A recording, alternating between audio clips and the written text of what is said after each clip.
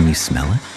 That raw, lingering scent of century-old oil residue, mixed with the harsh sting of diesel smoke, saturates the entire workshop.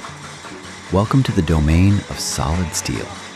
There is no place here for electronic circuits or glossy plastic shells. What stands before you are massive early 20th century traction engines, agricultural titans that once tore through and reshaped entire untamed continents.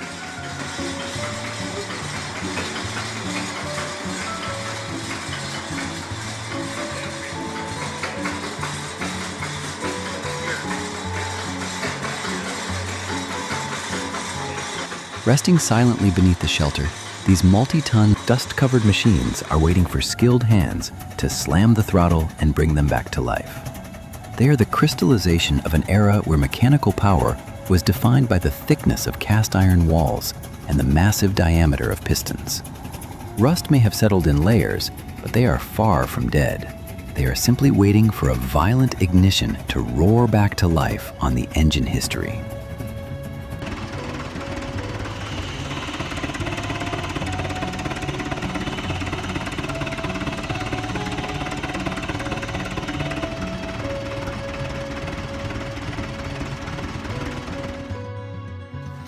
Take a look at the sheer scale of the Rumely OilPull. These are not just tractors, they are mobile power stations of brutal intensity.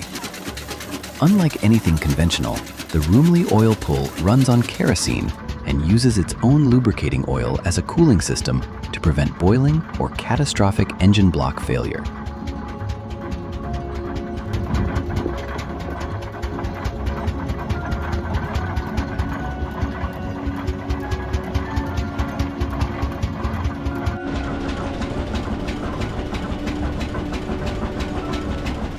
Its power core is a massive horizontal two-cylinder engine, locked into a solid cast flywheel heavy enough to crush bones if mishandled. When the operator fuels it and throws his full body weight into forcing the flywheel past compression dead center, it becomes a life or death contest of strength. Pressure peaks, the magneto sparks, and a violent blast of black smoke erupts. The engine locks into a roaring power cycle that cannot be silenced. Hit subscribe to the engine history if you crave this kind of load-driven sound.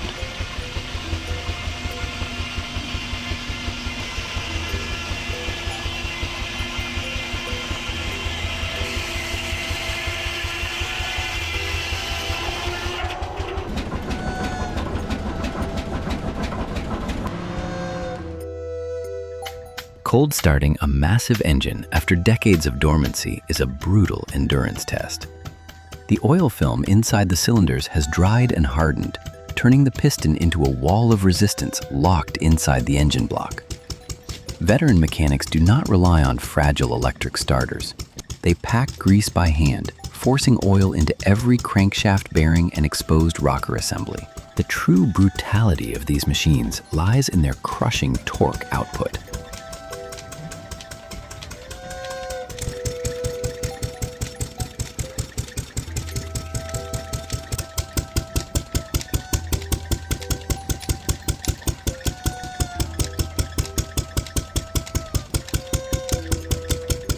To overcome immense compression forces, mechanics must extract every ounce of inertia from massive flywheels weighing hundreds of kilograms.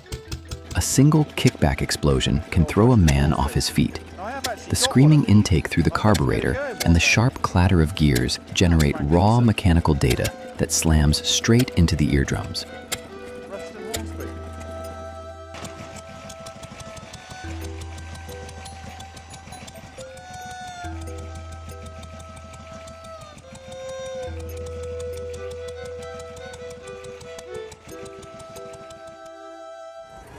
As the smoke from the Rumely clears, we face the overwhelming force of the Altman-Taylor 30-60. This is the definition of heavy mechanical engineering, standing firm on the test stand. Look at the cylindrical tubular radiator mounted at the front. Airflow is forced through it in a clever cooling system driven by exhaust flow. Beneath the casing lies a horizontal engine block with fully exposed gear-driven systems.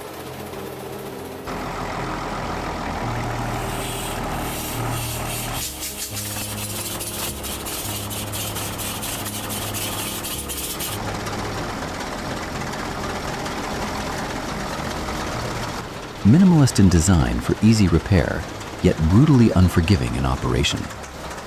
Each piston stroke hammers force directly into the crankshaft and cast iron gear train, producing deafening metallic impacts. This machine was built to tear apart soil as hard as stone. Its torque could rip through any mud field without hesitation.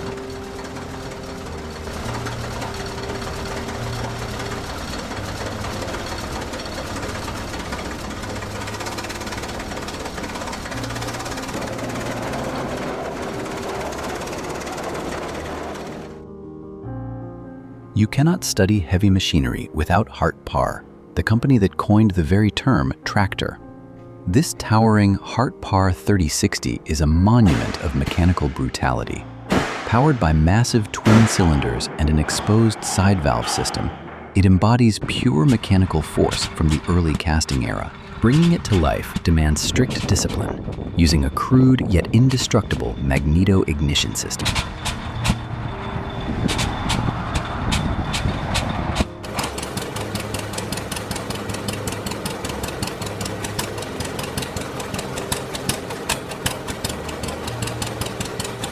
When it fires, thick clouds of smoke blast into the sky, synchronized with the tearing hiss of compressed air entering the combustion chamber. Every connecting rod and crankshaft movement is fully exposed to the mechanic's eye. Engine speed stays low, only a few hundred revolutions per minute, but the torque output is powerful enough to tear down structures.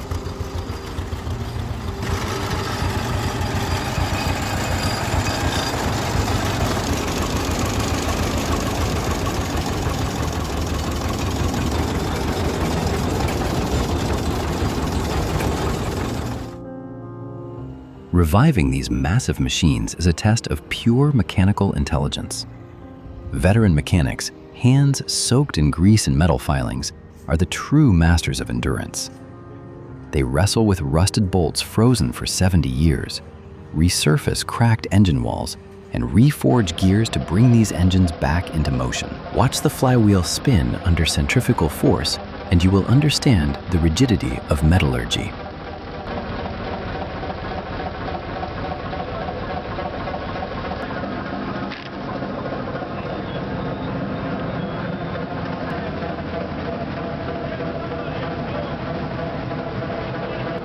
These machines may be rusted and stripped of paint, but their mechanical endurance still sends shock waves through every compression stroke. The engine history test stand exists to measure that force, delivering burnt smoke and brutal torque to the present day. Grab your wrench, folks. The rusted engine yard is still waiting to be brought back to life. The real specification lies in an engine that never truly stops turning.